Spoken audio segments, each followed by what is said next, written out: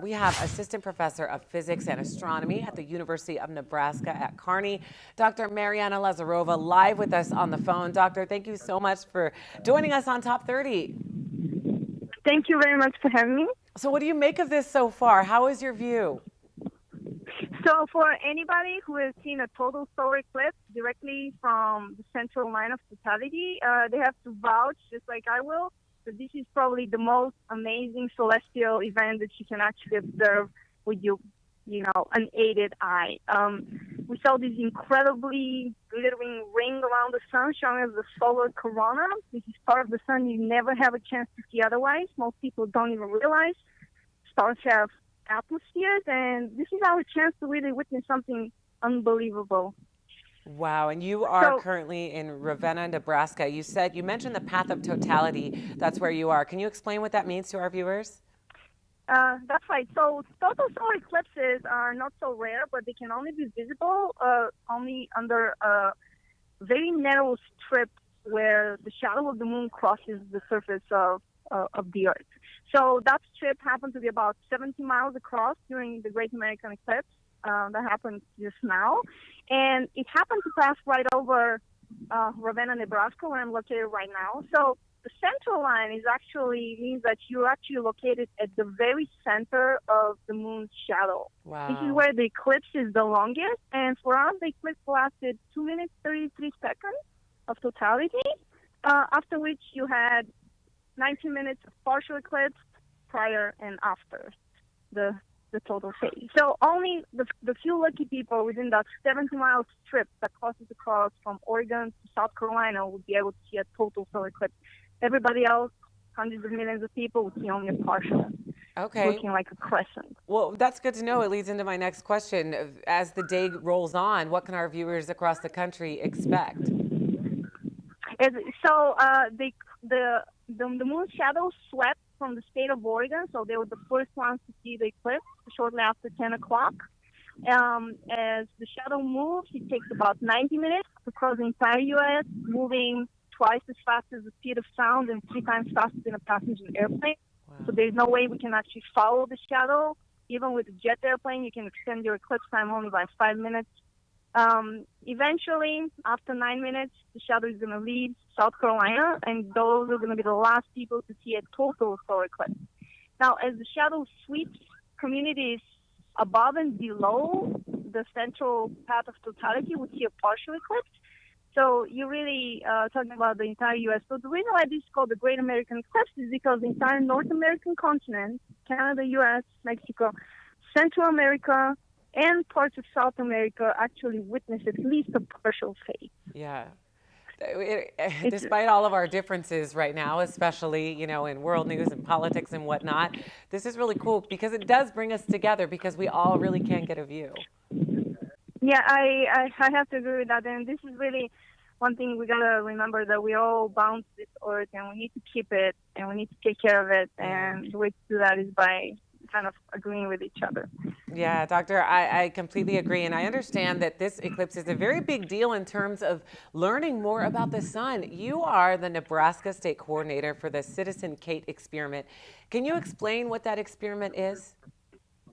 That's right. The total solar eclipses are really exciting, although you might think we know everything about how eclipses happen. So from that standpoint, we're not learning all that much in terms of the dynamics of the Earth, the Moon, and the Sun. But what we're learning about is the Sun itself. So our star has an atmosphere called the corona that's very difficult to access and observe otherwise. Even with space observatories, the way we do it, we cause an artificial eclipse of the sun with a disk called coronagraph, and we observe the extended atmosphere of the sun, the glow around it, called the corona.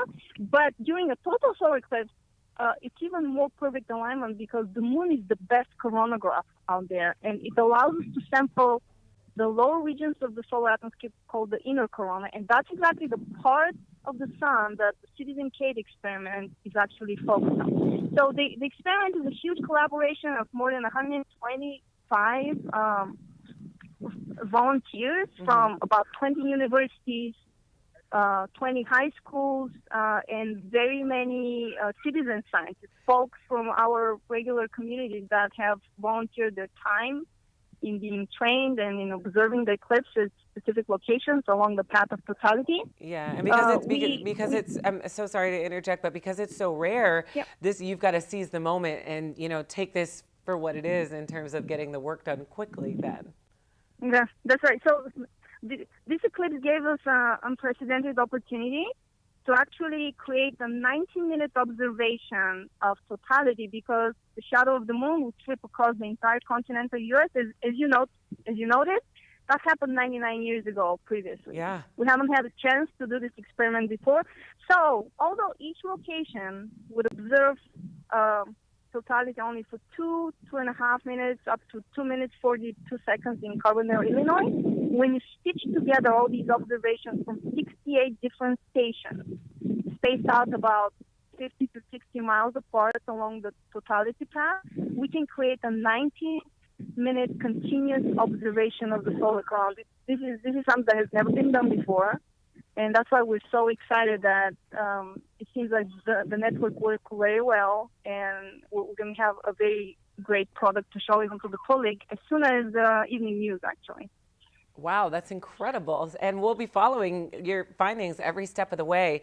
In terms of safety, we know we have to put on those safety glasses to view the eclipse, but we also know sometimes curiosity trumps preparation. So what can happen if you look at the eclipse without these special glasses?